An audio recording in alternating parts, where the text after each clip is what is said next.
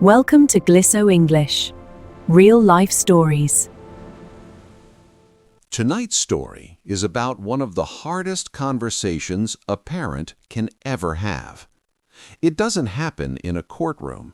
It doesn't happen during a big fight. It happens quietly, at the kitchen table.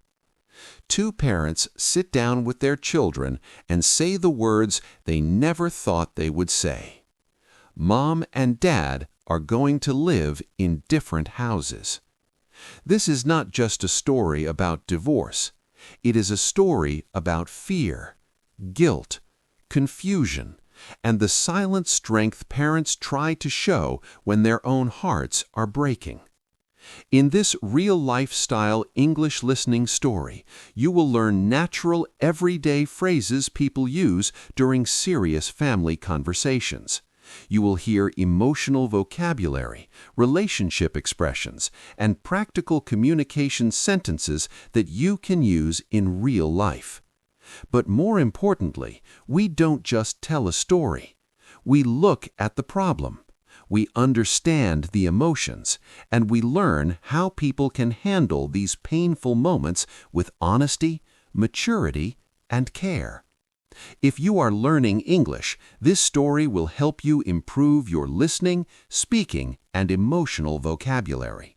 And if you have ever faced change in your family, this story may feel very close to your heart. Take a deep breath. Let's sit down at the kitchen table together. The house felt strangely calm that evening. Not the peaceful kind of calm, not the comfortable silence of a normal weekday. This was the kind of quiet that feels heavy, the kind that makes every small sound louder than it should be. The clock in the kitchen ticked slowly. The refrigerator hummed. A car passed outside. I stood at the kitchen counter pretending to check my phone, but I wasn't reading anything. My eyes were open, but my mind was somewhere else. Across the room, she was setting the table. 4 plates, 4 forks, 4 glasses, just like always. From the hallway, I could hear the kids laughing. Our daughter was explaining something loudly, probably about school. Our son interrupted her, as usual.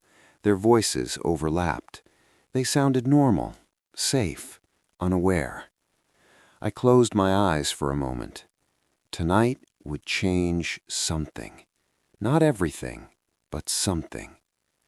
Earlier that afternoon, we had sat at this same kitchen table after the kids left for school. We didn't argue. There were no raised voices, no dramatic words, just tired honesty.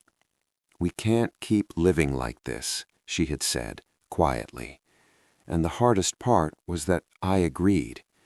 There was no betrayal, no big scandal, no shocking secret, just distance. 2 people slowly growing into different versions of themselves. 2 people who tried for years to fix something that kept breaking in small, invisible ways. We had talked about it for months, maybe longer if we were honest.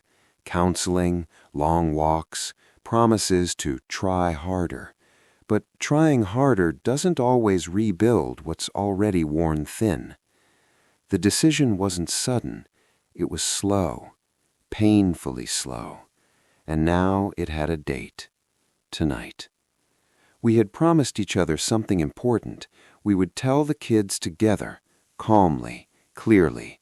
No blaming, no fighting, no crying if we could help it. We even practiced the words. Mom and Dad have decided to live in different houses. Not, we're breaking this family. Not, everything is falling apart. Just different houses. The kitchen light felt too bright. I adjusted one of the chairs slightly, just to have something to do with my hands. She looked at me. "Are you ready?" she asked softly. Was anyone ever ready for this? I nodded, even though my chest felt tight. The front door opened suddenly. The kids rushed in from outside, bringing cold air and loud energy with them. "Dad, you won't believe what happened today." "Mom, guess what I got on my test?" Backpacks dropped on the floor, shoes kicked off carelessly. Life, noise, movement. I forced a smile and answered their questions. I listened. I laughed at the right moments. I tried to memorize their faces as they spoke, wondering if they would look different after tonight. Dinner smelled normal. Pasta and garlic bread, their favorite. We sat down together. 4 plates, 4 chairs, 1 secret sitting between us. They talked about school, friends, a class project. I watched her carefully. She looked calm on the outside, but I could see the tension in her hands as she held her fork. Halfway through the meal, our son asked for more juice. Such a small, ordinary request. I stood up to pour it, and my hands shook slightly. I hoped no one noticed. This is it, I thought. After dinner, after the dishes, after one more normal moment. Because once we say the words, there is no taking them back. The clock ticked again, and the quiet began to return. After dinner, the kitchen felt smaller. The plates were still on the table. No one rushed to clean them. It was as if all of us were waiting for something, even if only 2 of us knew what that something was. Our daughter leaned back in her chair. "Can I go finish my homework?" she asked. I looked at her mother. This was the moment we had planned for, the moment we had practiced in whispers earlier that day. "Actually," she said gently, "can you both stay for a few minutes? We need to talk." Those 4 words, "we need to talk." Every adult knows what they usually mean, but children don't, not fully. Our son made a small face. "Are we in trouble?" "No," I said quickly. "You're not in trouble." They looked at each other, confused but calm, still unaware of how serious this conversation would be. I felt my heart beating harder. My hands rested flat on the table, as if I needed something solid to hold me in place. She took a slow breath. "You know that Mom and Dad love you very much," she began. I nodded. "That will never change." The kids were quiet now, watching us carefully. "There's something important we want to tell you." I could hear how controlled my voice sounded. Too careful, too measured. Her fingers tightened slightly around her glass of water.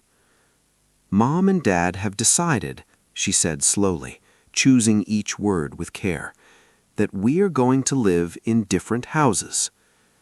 The sentence landed in the middle of the table. For a second, nothing happened. No reaction, no tears, no questions. Just silence. Our daughter blinked first. "What do you mean, different houses?" I swallowed. "It means that we won't live in the same home anymore. Dad will have his own place, and Mom will stay here." Our son looked from her to me, back and forth, as if trying to understand a math problem. "Like, for a little while?" he asked. That question hurt more than I expected. I shook my head gently. Not for a little while. The word forever stayed unspoken, but it floated there anyway. Our daughter's face changed. Not dramatic, not loud, just a slow shift. Her shoulders dropped slightly. "Are you getting divorced?" she asked quietly. There it was, the word we had avoided saying directly. "Yes," her mother answered softly, "we are." The clock ticked again. Our son stared down at the table. "Did someone do something bad?" "No," I said firmly. "No one did anything bad." "This is not your fault," she added quickly. "It has nothing to do with you. We both love you more than anything." They had heard those words before. Every parent says them. But tonight, the words felt fragile. Our daughter crossed her arms. Then why? That question was harder. How do you explain emotional distance to a child? How do you describe years of quiet disappointment in simple language? "Sometimes," I began slowly, "grown-ups change, and even if they care about each other, they realize they can't be happy living the same way anymore." She looked at me carefully, as if trying to decide whether that answer was enough. "So you don't love each other?" she asked. Her mother's eyes filled slightly, but she blinked the tears back. "We care about each other, but love can change, and when it changes in certain ways, it's healthier to live separately." Healthy. It felt strange to use that word in a moment like this. Our son finally looked up. "So we have to choose?" The fear in his voice was immediate. "No," I said, leaning forward. "You never have to choose, ever." "You will have 2 homes," she explained gently, "but you are still one family." 2 homes, 1 family. We had practiced that line, but hearing it out loud made it real. Our daughter pushed her chair back slightly, not standing up, just creating distance. "When is this happening?" I answered. "In a few weeks. We wanted to tell you before anything changes." The silence returned. But this time, it wasn't confusion. It was understanding. And understanding is heavier. No one cried yet. No one yelled. But something invisible had shifted in the room. The house was still the same. The table was still the same. 4 chairs, 4 people. But nothing felt normal anymore.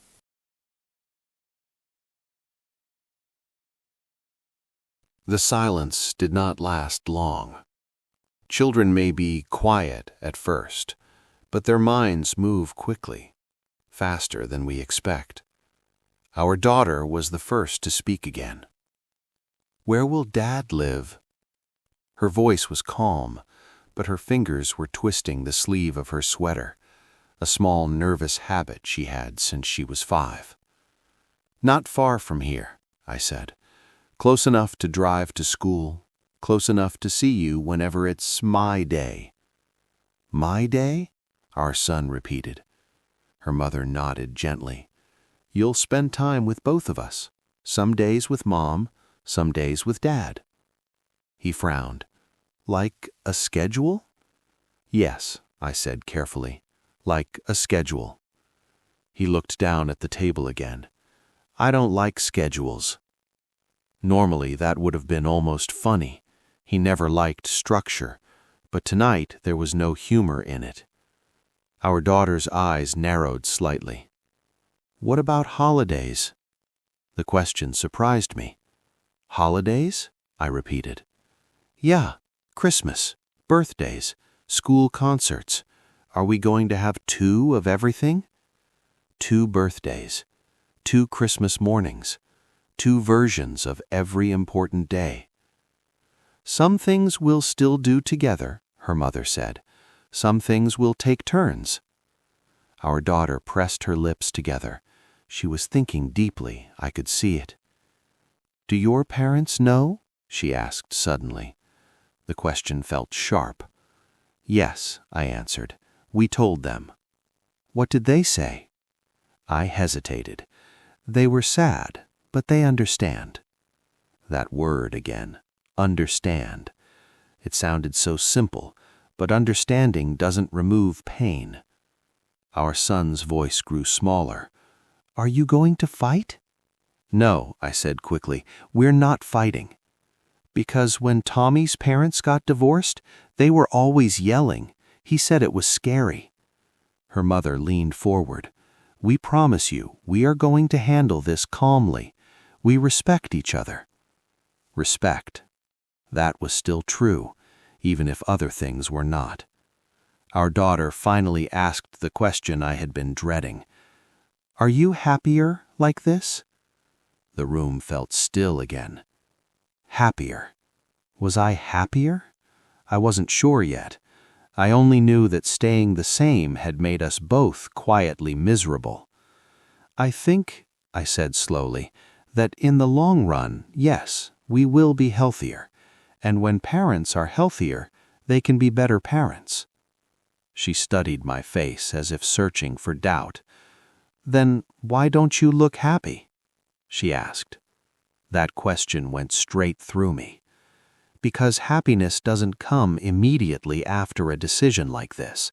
It comes later, after the pain, after the adjustment, after the guilt. "I'm sad," I admitted. "You can be sad about something and still believe it's the right choice." That seemed to make sense to her, at least a little. Our son shifted in his chair. "Can we still come into your room in the morning?" he asked me. My throat tightened. "Of course," I said, "at whichever house you're staying." He nodded slowly. Then something changed in our daughter's expression. The calm surface cracked just slightly. "So, this is really happening?" she said. Not a question, a realization. "Yes," our mother answered softly. Our daughter pushed her chair back this time and stood up, not dramatically, not angrily. "I need a minute." She walked toward the hallway, without slamming the door, without shouting. That almost hurt more. Our son stayed seated. His eyes were shiny now, but he hadn't cried. "Are we still a normal family?" he asked quietly. I reached across the table and placed my hand over his. "We are still a family," I said. "It might look different, but we are still yours, and you are still ours." Different. That word felt safer than broken. But even as I said it, I knew something inside all of us had shifted permanently. Down the hallway, we heard our daughter's bedroom door close, softly. And in that soft click, the reality of everything settled deeper into the walls of the house.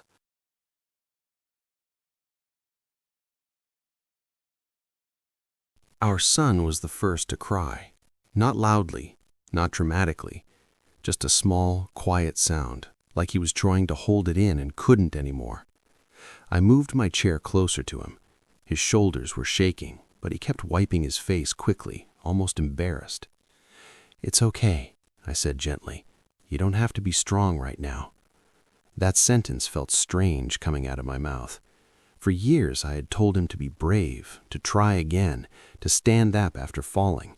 But this wasn't something he could fix by trying harder. His mother knelt beside him. "We're still your parents," she whispered. "That will never change."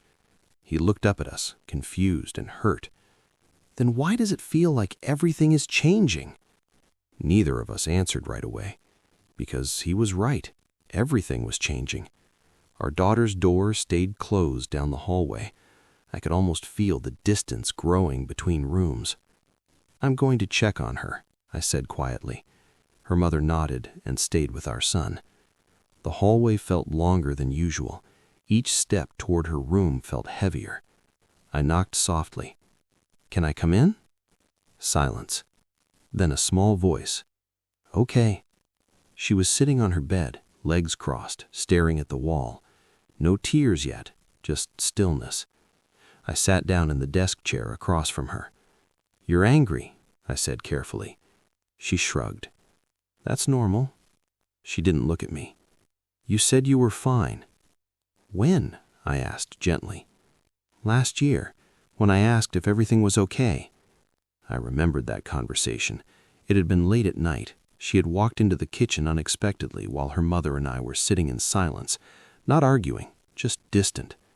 "We're fine," I had told her. At the time, I thought I was protecting her. Now I realized I had only delayed the truth. "I thought we could fix it," I admitted. "I didn't want to worry you." "You didn't fix it," she said quietly. No accusation in her voice, just fact. "No," I said, "we didn't." Her eyes finally met mine. They were glossy now. "Are you going to stop loving Mom?" The question surprised me.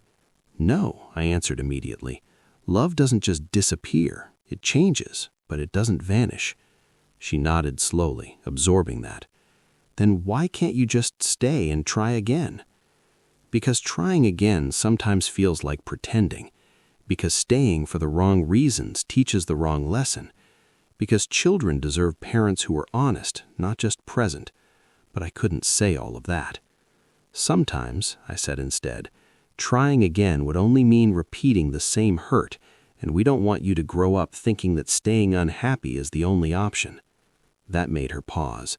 She looked down at her hands. "I don't want two homes," she whispered.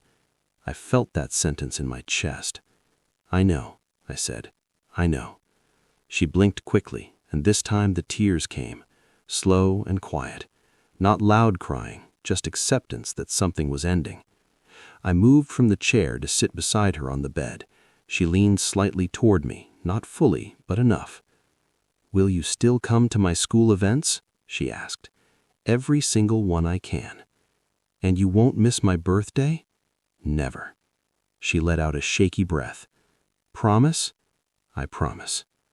Down the hallway, I could hear her mother speaking softly to our son, low voices, comforting tones.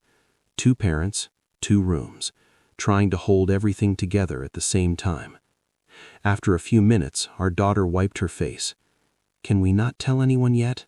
I'm not ready for people to know." "Of course. We'll move at your pace." She nodded again. The tears had slowed now, but the sadness remained. It would remain for a while. I stood up slowly. "We're going to figure this out together," I told her. She didn't respond with words, but she reached for my hand before I left the room, and in that small gesture, I understood something clearly. The divorce was between 2 adults, but the healing would involve all 4 of us.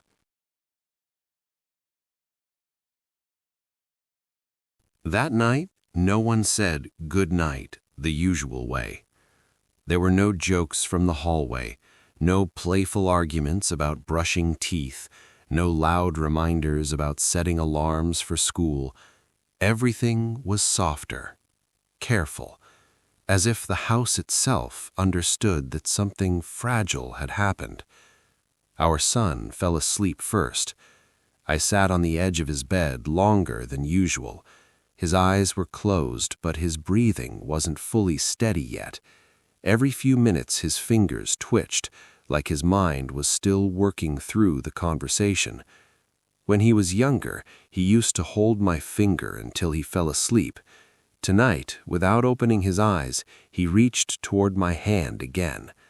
I let him hold it, just like before. In the other room, our daughter had her lamp on. The light was shining under the door. She wasn't crying anymore, I could tell.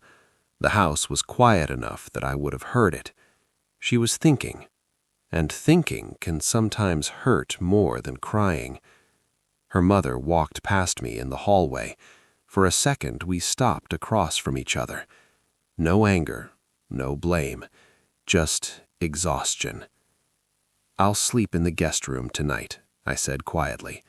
She nodded. "Okay." There was something strange about saying, "okay," as if we were already practicing the separation before it officially happened. I lay down in the guest room later, staring at the ceiling. This room used to be for visitors, for short stays, for temporary situations. Now it felt like a rehearsal. From down the hallway, I heard a door open gently, soft footsteps, a small knock on the guest room door. "Dad?" It was our daughter.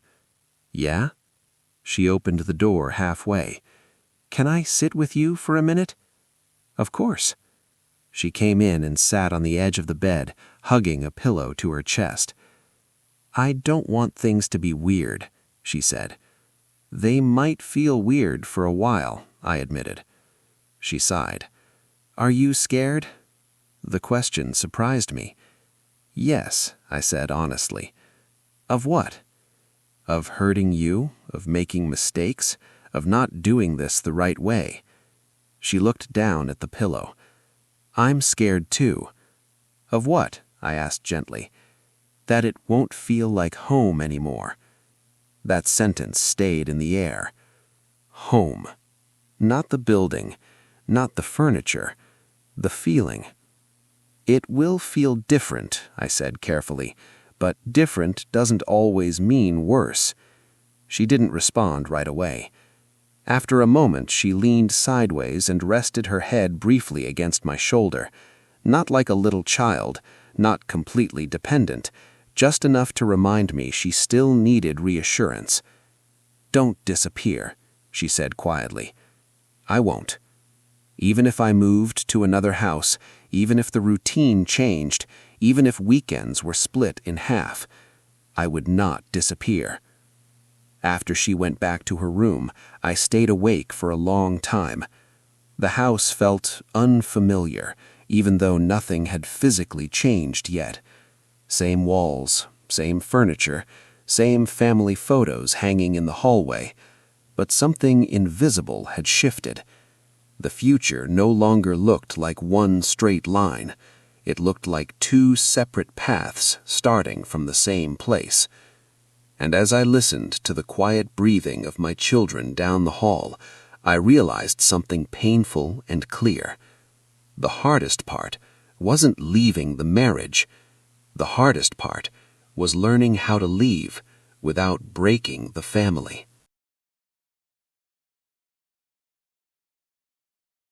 Morning came too quickly. For a few seconds I forgot. That quiet, peaceful space between sleep and reality felt normal, safe. Then I heard the sound of the shower running in the main bathroom, and I remembered. The house didn't look different. Sunlight still came through the kitchen window. The coffee machine still made the same familiar noise. The smell of toast filled the air. But everyone moved more carefully. Our son walked into the kitchen first. His hair was messy. His eyes looked smaller, as if he hadn't slept deeply. "Morning," I said. "Morning," he answered, softer than usual. He sat at the table and stared at his cereal for a few seconds before eating it. Normally, he would talk about something random, soccer, a dream he had, a joke he heard at school. Today, he was quiet. Our daughter came in next. She looked more composed, controlled, but her eyes were slightly swollen. "Do I have to tell my teacher?" she asked suddenly. "No," her mother said gently. "You don't have to tell anyone until you're ready." She nodded and poured herself some juice. We were all pretending, just a little. Pretending this was just another weekday morning. Backpacks were packed, shoes were tied, lunchboxes were placed by the door. Routine can be comforting. It gives structure when emotions feel unstable. As we walked them to the car, our son slowed down. "Are you picking us up today?" I asked. "Yes," I said. He seemed relieved. At school, our daughter opened the car door but didn't step out immediately. "Are you still coming to my presentation on Friday?" she asked. "Of course." She studied my face again, as if measuring how permanent everything felt. "Okay," she said quietly, then stepped out. Our son leaned forward before leaving.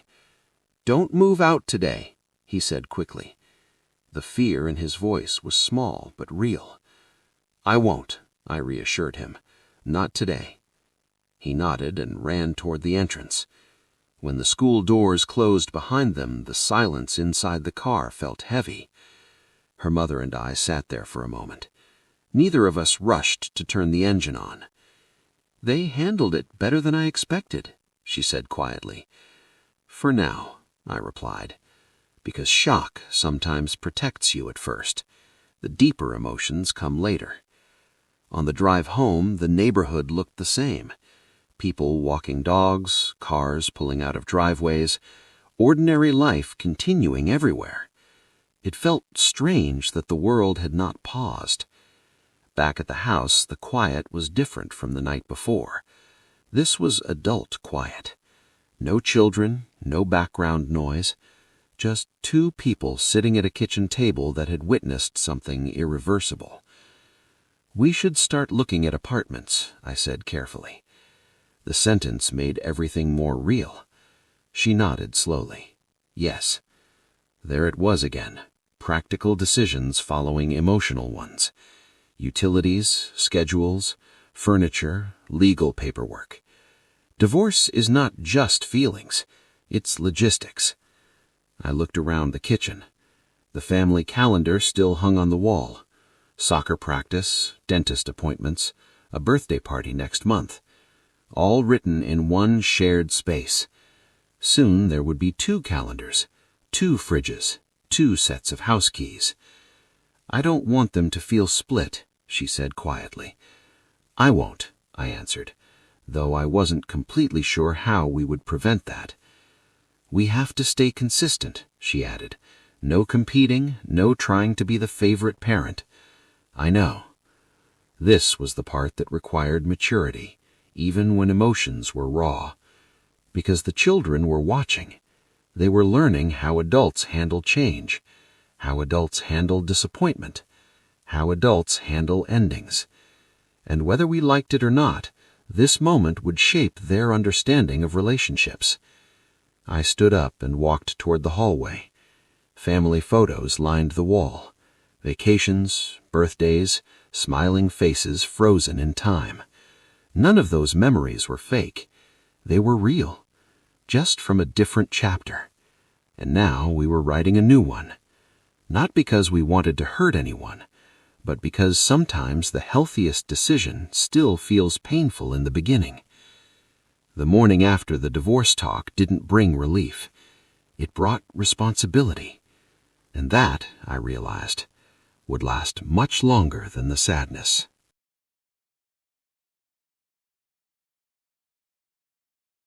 The first week after the talk was the hardest. Not because anything dramatic happened, not because anyone screamed or stormed out, but because the normal rhythm of life had been quietly shattered. Our son got up early each day, as usual, but he moved slower. Breakfast felt mechanical.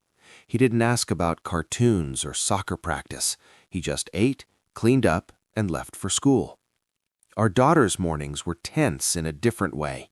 She double-checked everything: backpack, lunch, shoes, like she needed extra control in a world that suddenly felt unpredictable. After school, things changed even more. She would linger a little too long in the car. He would ask more questions about the schedule, and both of them seemed to be watching us constantly, trying to understand how 2 people could still be parents while living apart. The first Friday, I went to pick them up for a weekend. "I don't want it to feel weird," our daughter said quietly in the car. "It might feel a little weird," I admitted, "but that doesn't mean it's wrong." Her hand found mine for a brief moment before she dropped it. Small gestures like this became anchors, tiny ways to remind both of us that some things wouldn't change. At home, we tried to keep routines consistent: bedtime stories, morning breakfasts, soccer practices, piano lessons. But even routines came with adjustments. Our son asked if he could call his mom from my apartment if he forgot something. Our daughter reminded me which week it was Mom's turn for the weekend. I realized then that parenting after separation wasn't about avoiding confusion. It was about embracing it, patiently and repeatedly, until children felt safe. Meals felt different. We ate with less chatter, more focus. Conversations turned practical, packing, schedules, reminders, rather than the playful banter we used to have. But in small ways, laughter returned. A joke about homework, a funny story from school, a playful disagreement about who should set the table. It was fragile, temporary, but it was there. By the end of the first week, we noticed something important. The children were resilient. Not unhurt, not without sadness, but resilient. They could adapt, and that gave us hope. Hope that the family could survive the change. Hope that two homes didn't have to mean two separate lives. Hope that even though life looked different, it could still feel like home. Because home, we realized, wasn't just a place. It was love. And love could exist in two houses, two schedules, and even two sets of keys.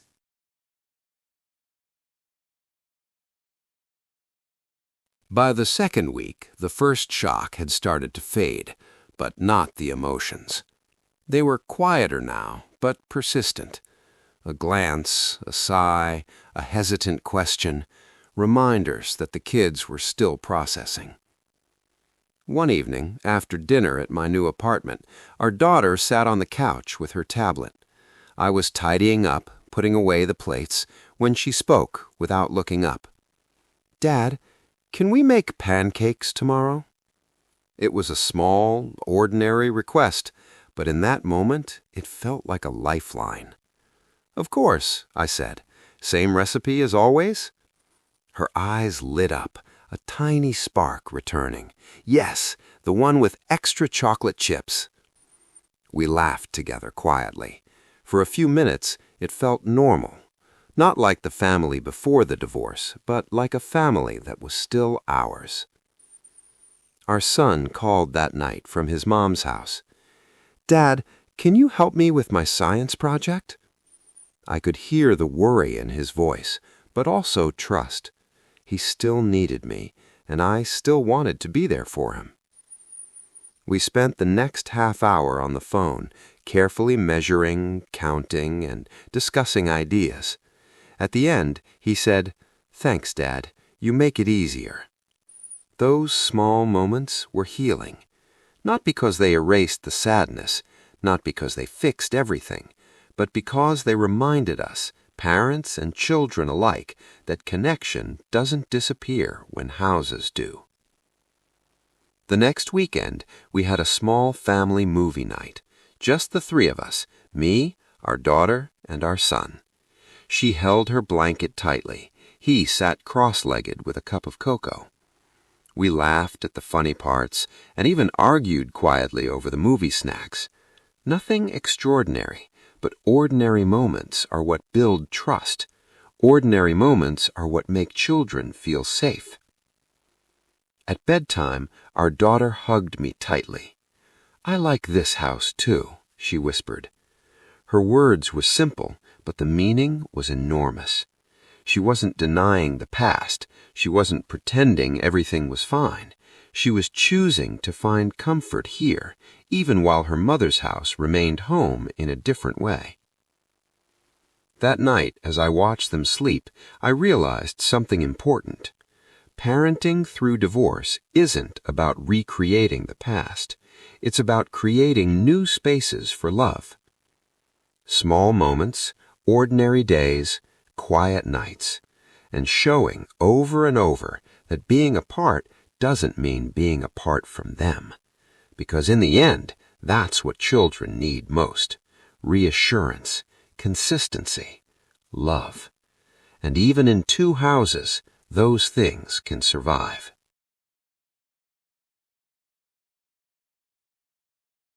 It was the first Saturday we tried something new, a small family outing, just the three of us at my apartment for the weekend. We decided to go to the park afterward, not too far, not too long, just enough to feel a little normal. The kids were quieter in the car than usual. My daughter looked out the window, fidgeting with her bracelet. My son tapped his fingers against the door. Neither of them said much, but I knew they were thinking about schedules, about weekends, about what had changed. At the park, the world seemed unaware of our family's shift. Children laughed on the swings, dogs chased balls, parents chatted on benches. Life went on. We spread out a blanket and had sandwiches. The kids talked about school assignments and friends, slowly forgetting for a few minutes the weight of our news. Then my daughter spoke quietly. "Dad, can you still come to my music recital next month?" "Yes," I said, smiling, "and we'll make sure to record it for your mom, too." She nodded and smiled faintly, a little more at ease.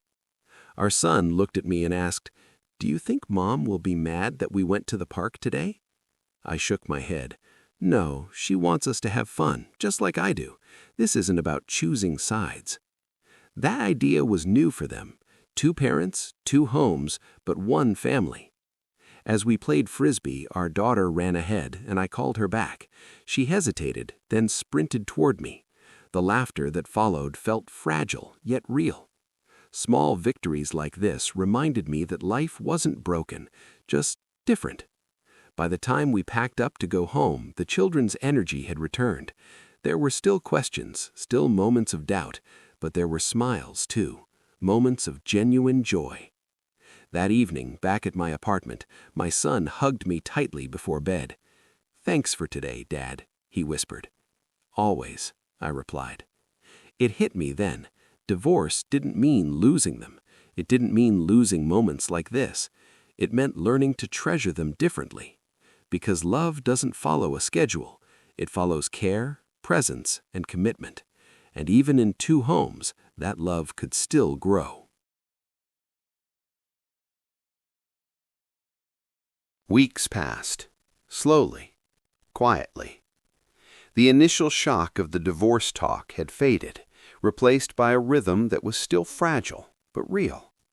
Our mornings were no longer full of tension. The kids moved between houses with fewer questions, though still plenty of reminders and careful adjustments. We learned new routines together. Schedules for school pickups, shared responsibilities, weekend plans. Nothing replaced what was lost, but something new began to take shape. One evening, after dinner at my apartment, we sat together on the couch, blankets draped over our legs, watching a movie. Our daughter leaned against me. Our son rested his head on the armrest. They laughed at the funny parts, argued over who got the last snack, and joked like they used to, but in a quieter, more careful way. I realized then that home isn't just one place. It isn't a single set of walls, or even the people we live with every day. Home is safety. Home is love. Home is knowing that someone is always there, no matter which house you're in. The divorce didn't erase our family. It changed it. And in that change, we discovered something important. Flexibility, resilience, and connection can survive almost anything. That night, tucking them into bed, I whispered to each of them, "You are loved, always, no matter where we are or how things look. That will never change." They nodded sleepily, trusting me without question. As I closed the door and walked into the quiet apartment, I knew the journey wasn't over. There would be difficult days ahead, misunderstandings, sadness, adjustments we hadn't thought of yet. But there would also be moments of laughter, moments of connection, moments that reminded us all why family isn't just a house, it's a bond that adapts, survives, and thrives. And in that quiet, I felt a small sense of peace. We were broken, yes, but we were also whole, just in a different way. We were finding our new normal. And that, I realized, was enough. Thank you for watching this story about the divorce talk. We hope it helped you see that even in difficult moments, love and family can survive change. Life may feel different, but small moments of connection, honesty, and care can make a big difference. If this story resonated with you, give it a like, share it with someone who might need it, and subscribe for more real-life stories that teach English and life lessons together.